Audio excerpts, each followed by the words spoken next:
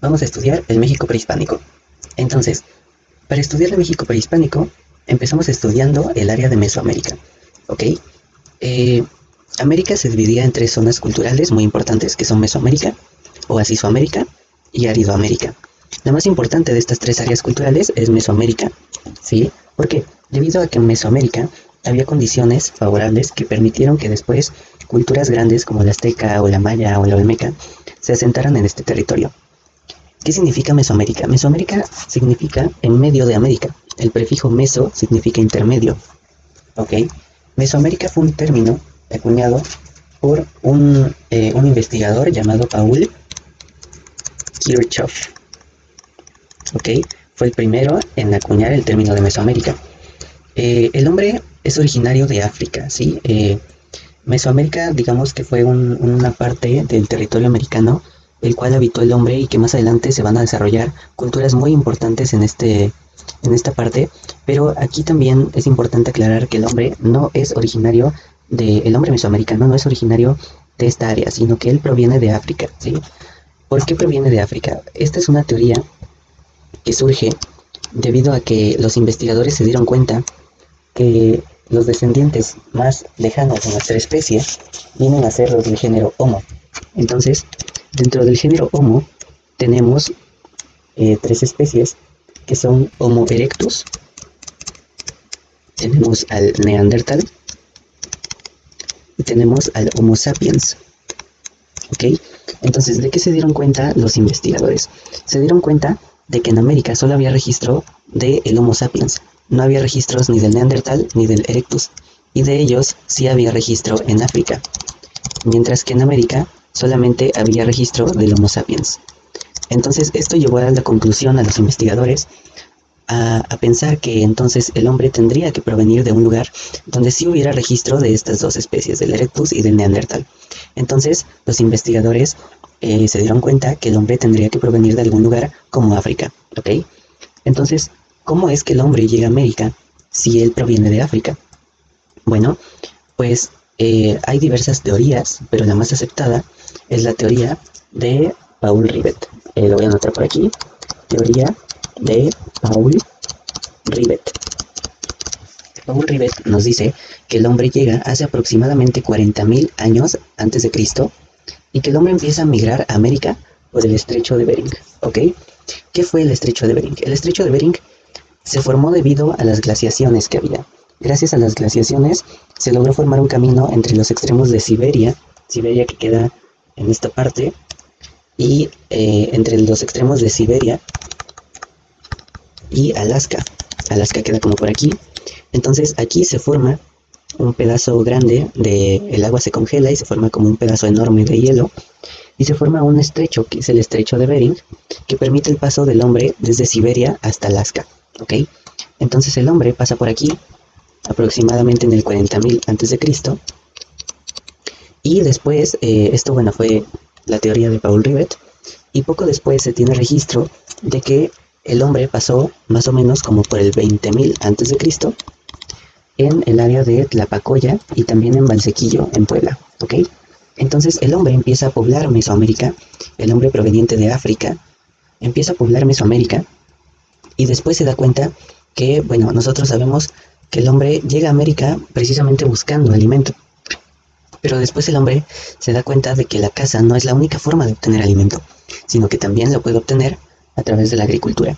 Entonces, para el 7000 a.C., entre el 7000 y el 5000 a.C., el hombre conoce la agricultura y precisamente se empiezan a dar los primeros cultivos en Mesoamérica y esto propicia a que se dé inicio a la etapa protoagrícola, que va a durar desde el 7000 a.C. al 5000 a.C. Entonces, esta etapa protoagrícola permite que los nómadas, que eran aquellos que iban vagando de un lugar a otro en búsqueda de alimento, pasaran a volverse sedentarios, porque ahora se quedarían fijos en algún lugar y gracias al desarrollo de la agricultura iban a poder obtener su alimento sin tener que moverse de un lugar a otro para buscar animales que comer. Bueno, aquí tenemos una imagen que fue sacada del Códice Florentino. Recordemos que el Códice Florentino fue escrito por Fray Bernardino de Sahagún.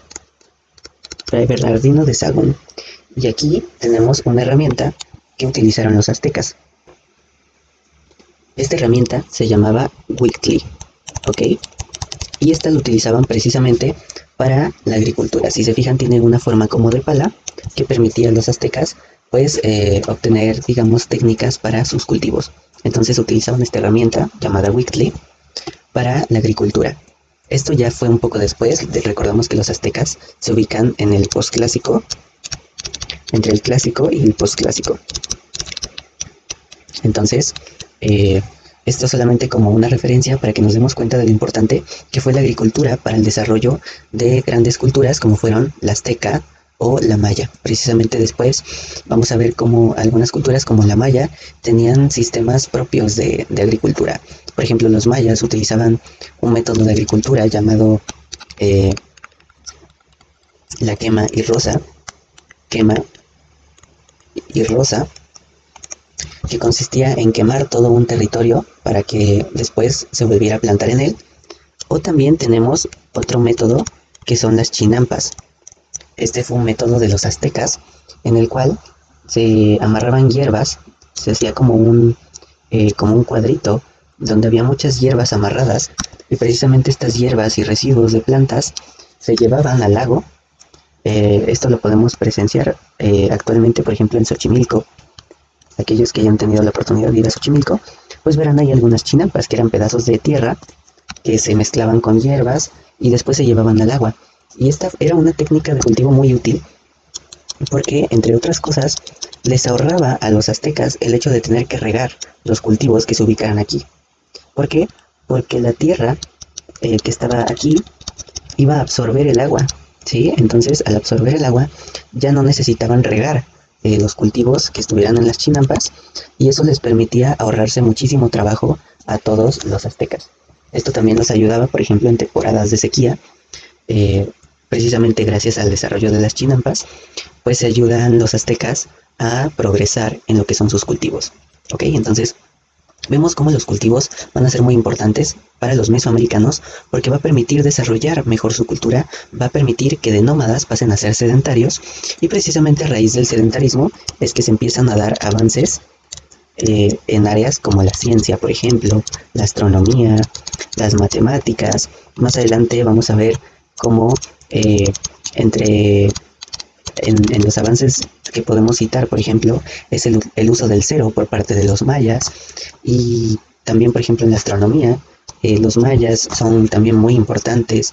Entonces, vamos a ver cómo todo una cosa lleva a la otra, ¿no? Al principio teníamos nómadas que gracias a la agricultura se vuelven sedentarios, y después, gracias al sedentarismo, se dan avances en la ciencia, las matemáticas y entre otras ramas, como las artes también.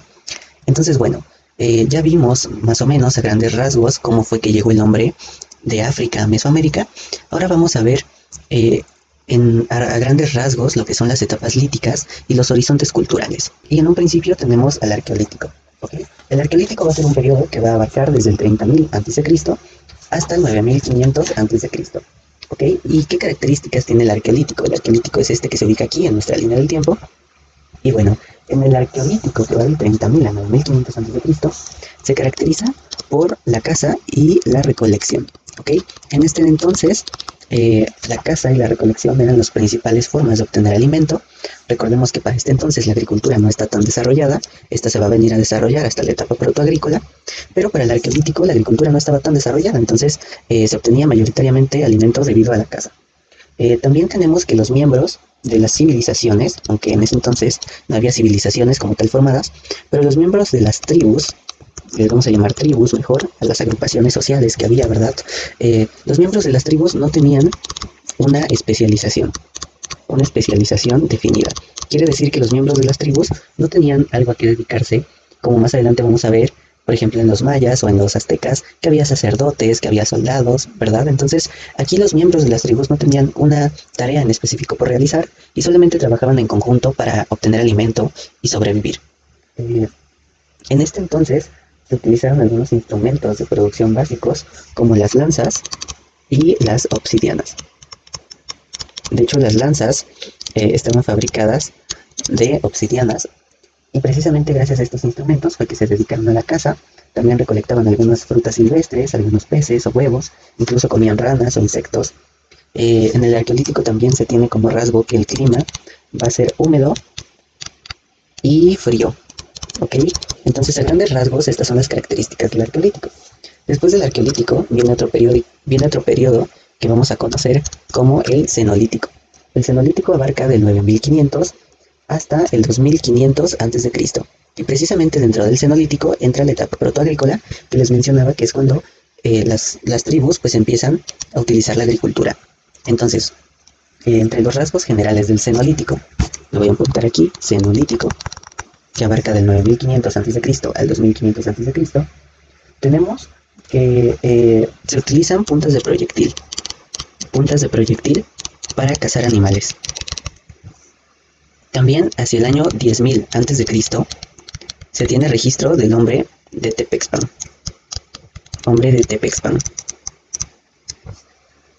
Otra cosa, bueno, fue que también se utilizó la técnica del pulido de la piedra, y gracias al pulido de la piedra se pudieron obtener algunas cosas como los morteros y también las hachas. Se pudieron obtener estas herramientas a través del pulido de la piedra.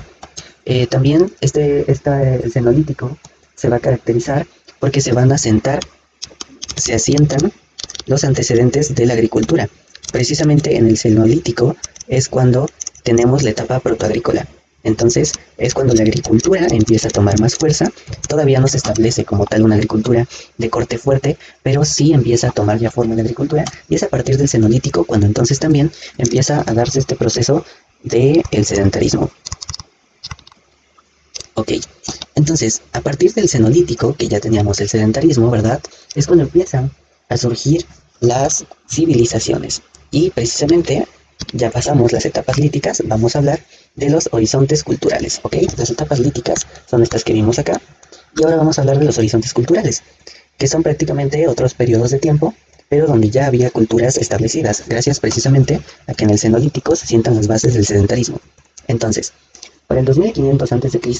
hasta el 200 después de Cristo, tenemos el periodo preclásico. Tenemos el horizonte cultural preclásico, y en el preclásico ya tenemos la primera cultura que se desarrolla, que también se le va a conocer como la cultura madre. La cultura madre, que va a ser la olmeca. ¿Ok? A grandes rasgos, pues bueno, la cultura olmeca se desarrolla gracias a que se encuentran lugares fértiles, sobre todo en Veracruz y en Tabasco. Ya después vamos a ver más rasgos sobre cada una de las culturas, pero bueno, a grandes rasgos, la cultura olmeca se encuentra ubicada en el horizonte preclásico, y como características tiene, entre otras cosas, pues el culto al maíz o al jaguar, por ejemplo. Después del periodo preclásico, donde se desarrolla la cultura olmeca, viene otro periodo que es el clásico. El periodo clásico, que va desde el año 200 después de Cristo al 900 después de Cristo. Ok, en el periodo clásico vamos a tener algunas culturas como la maya, la teotihuacana,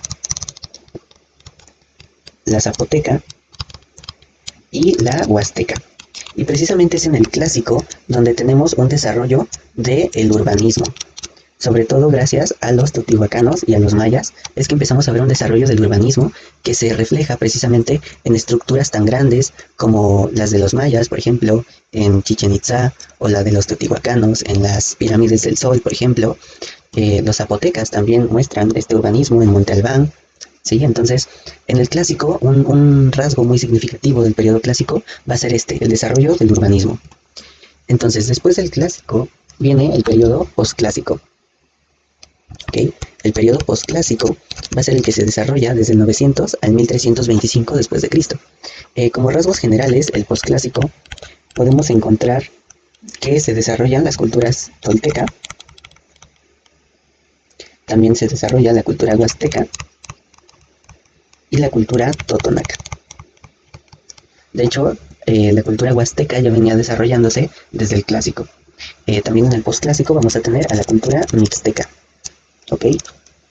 Esta se va a desarrollar en el área de Guerrero, mientras que la huasteca y la totonaca se van a desarrollar en partes de Veracruz. La tolteca, por su parte, va a tener su capital en Tula, Hidalgo. ¿Ok? Entonces, en rasgos generales, estas son las culturas que vamos a encontrar en el postclásico. Más adelante vamos a tener videos donde voy a explicar cada una de estas culturas y explicarlas más a fondo, todas sus características. Ya después viene otro horizonte que, dependiendo de la fuente que ustedes estén leyendo, lo van a encontrar como horizonte histórico o horizonte postclásico tardío. ¿Ok? Este abarca desde el 1325 hasta el 1521. Es el postclásico tardío o horizonte histórico. En este periodo se desarrolla la cultura azteca, o también conocida como la cultura mexica, ¿ok? Y este periodo va a ser muy importante porque precisamente abarca desde el inicio de la cultura azteca, que es 1325, hasta la caída de Tenochtitlan, que va a darse en 1521.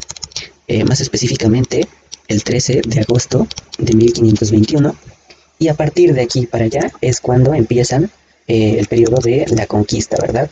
Que es cuando cae Tenochtitlan en manos de los españoles y se empieza con el proceso de conquista, se empieza con el proceso de militarización, con el proceso de evangelización, y pues empieza otro periodo en la historia, ¿verdad? Pero a grandes rasgos, estos son los, digamos, las características más importantes de las etapas líticas y los horizontes culturales, ¿ok? Entonces, como vemos, pues sí, son bastantes datos, son bastantes fechas. Sobre todo creo que lo difícil sería memorizar de qué año a qué año va el arqueolítico, el cenolítico, el clásico, ¿verdad? Todas estas épocas, pero si lo ordenamos en una línea del tiempo, pues puede ser de cierta manera más fácil de memorizar, para hacerlo, digamos, más esquemático, ¿sí? ¿Ok? Entonces, hasta aquí llega el video. Explicamos, pues, cómo es que llega el hombre a Mesoamérica, explicamos el término Mesoamérica y explicamos las características generales de cómo el hombre llega a América, de cómo la agricultura favorece el sedentarismo, de cómo a partir del sedentarismo, ¿verdad?, se dan avances en la cultura, en la ciencia, en la astronomía, en las matemáticas, y esto permite, precisamente estos avances permiten que se asienten culturas para que al final, pues todas estas culturas se van a establecer y van a tener pues ciertas características, van a adorar a ciertos dioses, van a tener su propia forma de vida, y esto le va a dar pues precisamente, le va a dar lugar a los horizontes culturales, ¿ok? Entonces hasta aquí llegó el video de hoy. Si les gustó, suscríbanse y nos vemos.